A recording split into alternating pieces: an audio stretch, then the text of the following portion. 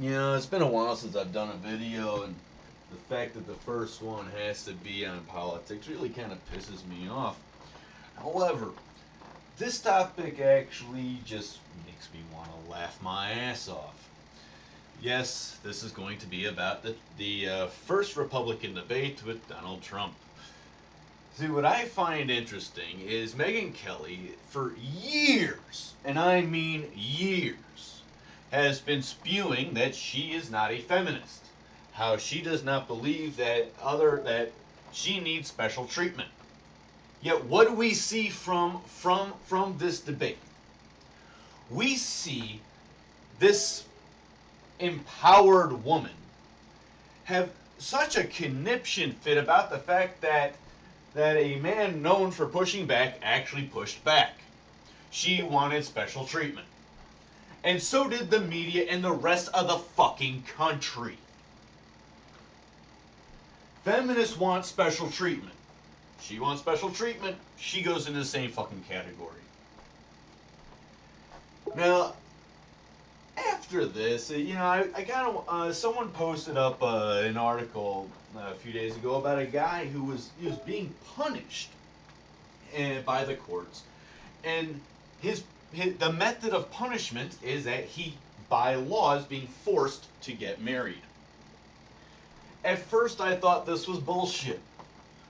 At first, I thought this was horrible and horrifying.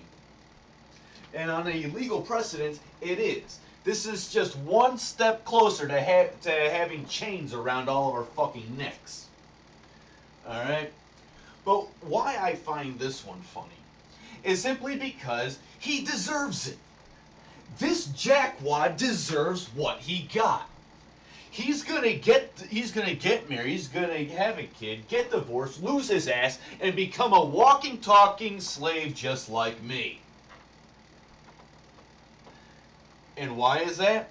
Because this white knight douche decided that no man should disagree or argue with what any woman has to say. This wasn't a physical confrontation, which this guy went and injected himself into. This was because some guy used inappropriate language in front of a lady. So he decided to go in and physically attack this other man. So you know what? I hope this fuckwad ends up under a fucking bridge. And you know what? He deserves it. The more white knights that end up getting fucked over because of being white knights, the better. Let these people go off and off themselves. I got no sympathy for the guy. At first I thought it was a story I'd be interested in, and it ended up being a comedy. Now, getting back on Trump, today they've already gone out and said that, we're going to go and we're going to go and remove him from the red state debate. Well, of course you are. Because Trump did everything you said you could not do. And instead of dropping in the polls, which everyone expected, including that Debbie Wasserman Schultz chick, she actually got on after the debate with Megyn Kelly and was talking about all the misogyny.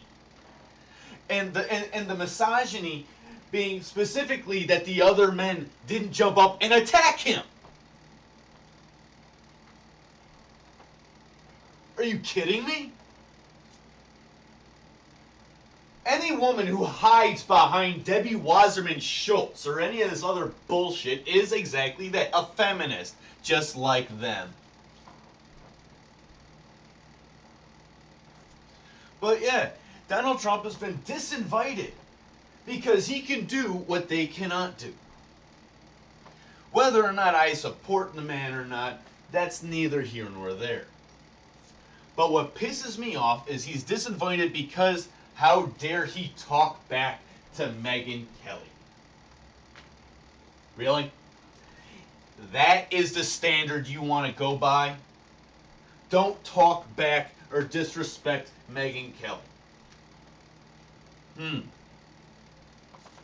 So why don't they have the same criteria for everyone else who actually goes and criticizes Megyn Kelly? Only Trump?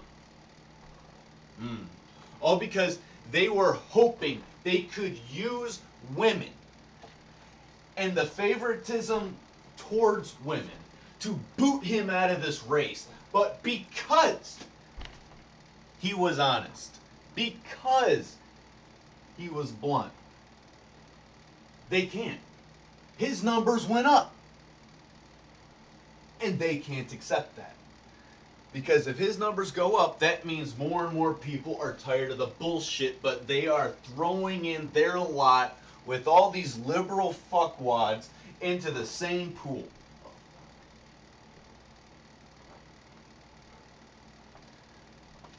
Yeah. Today we have Donald Trump being nationally shamed for talking back to a woman who tried to push him, who went and they went on the attack. The Fox crew went on the attack with him because he's not establishment like they are. They try to attack him on everything, and it doesn't work. He's honest, he's blunt, he's upfront, and that works. They can't, they don't like it because that means they cannot control him through language. They would actually have to attempt to control him through policy and regulations, which makes them look bad. Which it should make them look bad because it's what they do all the time right now anyways. They can't control him. They can't control his language. They can't control his message.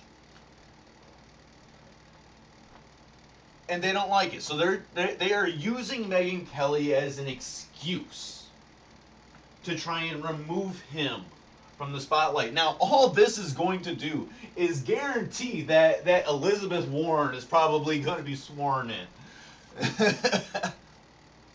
Because with the recent investigations into Hillary, well, I hope that Hillary doesn't even get the option of Club Fed.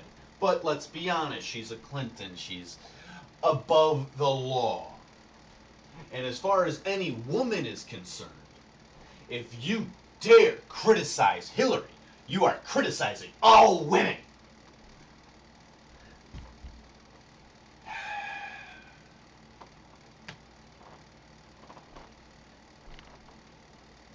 MGTOW United did a podcast earlier on political correctness.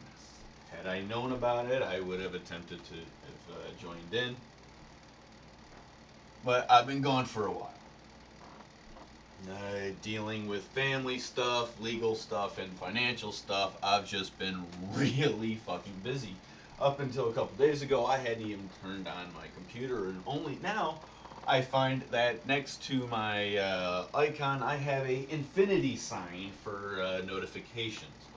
I'm assuming that just means that there's over 100, but it's going to take me a while to get through them all. But I will try to get through them. Thanks to getting flagged a number of times, I'm not sure how much activity is going to remain on this channel. I'm working on setting up another channel, the Rational Exodus, because, well, this is the only rational thing to do.